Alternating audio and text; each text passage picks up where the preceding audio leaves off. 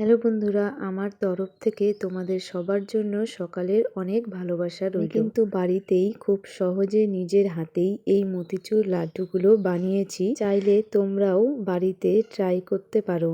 দেখতে যেমন সুন্দর, খেতেও কিন্তু খুবই সুস্বাদু।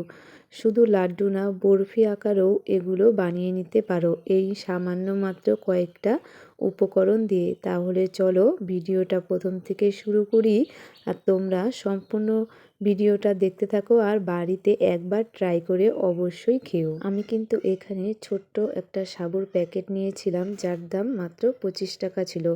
তোমরা যতটা বানাবে ঠিক অতটাই নেবে, এর কমও বানাতে পারো, চাইলে বেশিও বানাতে পারো।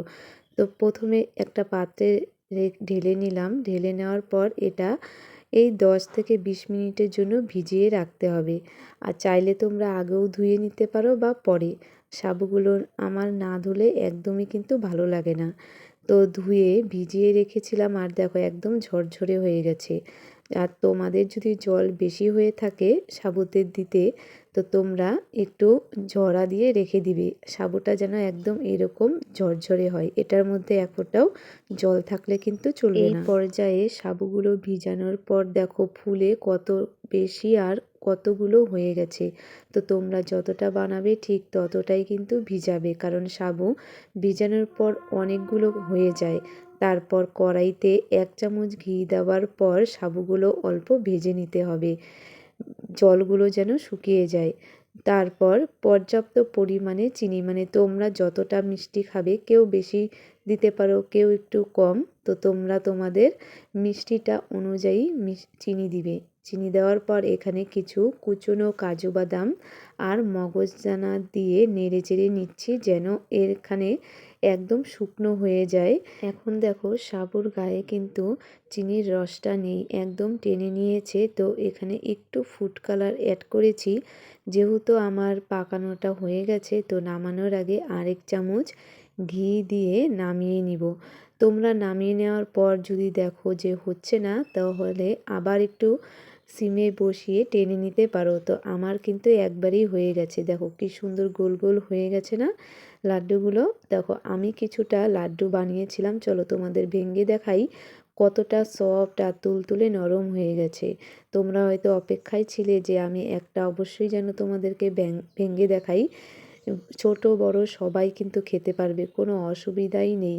যেমন নরম ওরকম স্বাদ আর অনেক সুস্বাদু হয়। আর কিছুটা পরিমাণ আমি বরফি আকারেও বানিয়ে নিয়েছি। তোমাদেরকে দুই প্রকারেই দেখিয়ে দিলাম, লাড্ডু আর বরফি আকারে। তোমাদের যেটা পছন্দ হয় সেটাই কিন্তু বাড়িতে ট্রাই করতেই পারো। আমার মতো কিন্তু অনেকেই আছে যারা সাবু খেতে একদমই ভালোবাসে না।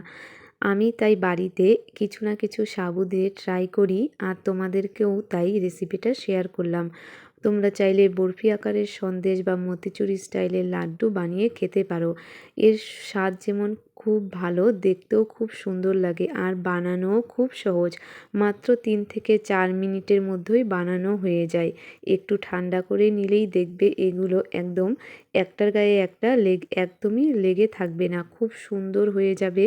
আর দেখো কতটা সুন্দরও হয়েছে। আমাদের বাড়িতে হঠাৎ করে কোনো দিন যদি কারো বাড়িতে আত্মীয় স্বজন আসে, বাড়িতে লোক নেই বা দোকান বন্ধ, যেতে পারছো না, আর হাতে যদি 3 থেকে 4 মিনিট থাকে, তাহলে এরকম জলখাবার কিন্তু বাড়িতেই খুব সহজে বানিয়ে দিতে পারো।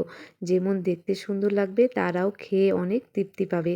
তো আমার মতিচুর লাড্ডুগুলো কেমন হয়েছে তোমরা অবশ্যই কমেন্ট করে জানিও। আমার রেসিপিটা কেমন লাগলো অবশ্যই কমেন্ট করে জানিও। Tata, by.